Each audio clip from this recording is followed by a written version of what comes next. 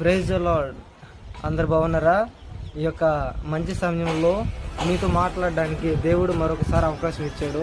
ఇన్ని రోజులుగా కొంచెం బిజీగా ఉండి కొంచెం వర్క్లో కూడా బిజీగా ఉండేసరికి వీడియోలు అన్నీ కూడా అప్లోడ్ చేయలేకపోయానండి.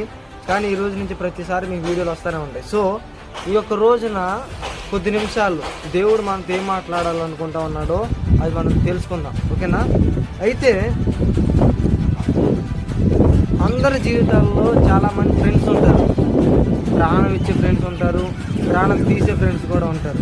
కానీ అసలు ఫ్రెండ్ అంటే ఎలా ఉంటాడో కొద్ది నిమిషాలు అసలు దేవుని వాక్యం ఏం చెప్తా ఉందో మనం తెలుసుకుందాం. ఫ్రెండ్ గురించి దేవుని యొక్క వాక్యం ఏం చెప్తా ఉందో మనం తెలుసుకుందాం. ఎలాంటి వారు ఫ్రెండ్ అవ్వబడతారు అనేది.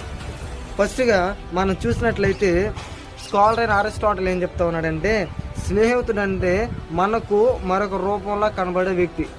అంటే మన యొక్క సెల్ఫ్ని, మన యొక్క రూపాన్ని వేరే వ్యక్తిలో చూడడం అన్నట్లుగా అరిస్టాటిల్ గారు చెప్పారు.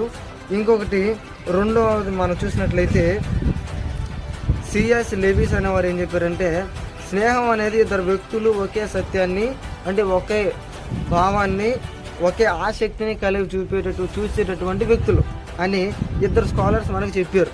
ఒకటి తనను తానే చూసుకోవడం ఒక వేరే వ్యక్తిలో, రెండవది ఇద్దరు కలిసి ఒకే భావాన్ని, ఒకే సత్యాన్ని ఫాలో అయ్యేవారు అన్నమాట.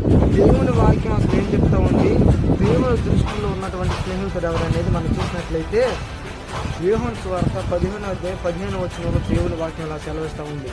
దాసుడు తన యజమానుడి చేయు దానిని ఎరగడు గనుక ఇక మిమ్మును దాసులని పిలవక స్నేహితులని పిలుచుచున్నాను.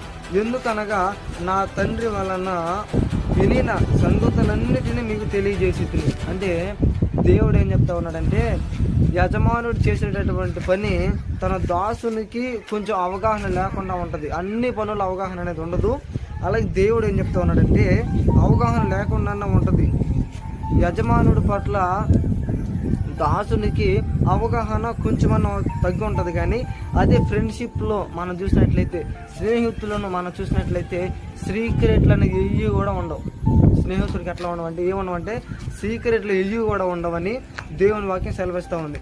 అందుకని స్నేహితులుగా ఉంటే మనకున్నటువంటి అవసరాలన్నీ ఆయన తెలుసుకుంటాడని, స్నేహితుడిగా ఉంటే మన బాధలన్నీ ఆయన చెప్పుకోవటానికి మంచిగా ఉంటుందని, స్నేహితుడిగా మనం ఆయన ఫీల్ అయితే మనకున్నటువంటి బాధలన్నిటినీ, ఇబ్బందులన్నిటినీ, మన సిచ్యువేషన్స్ అన్నిటిని కూడా మనం దేవునితో చెప్పుకుంటామని దేవుడు మనల్ని ఏం చేస్తా ఉన్నాడంటే, మంచి స్నేహితుడు అర్థం చేసుకునేవాడిలాగా ఉంటాడు అని దేవుని వాక్యం సెలవిస్తూ ఉంది.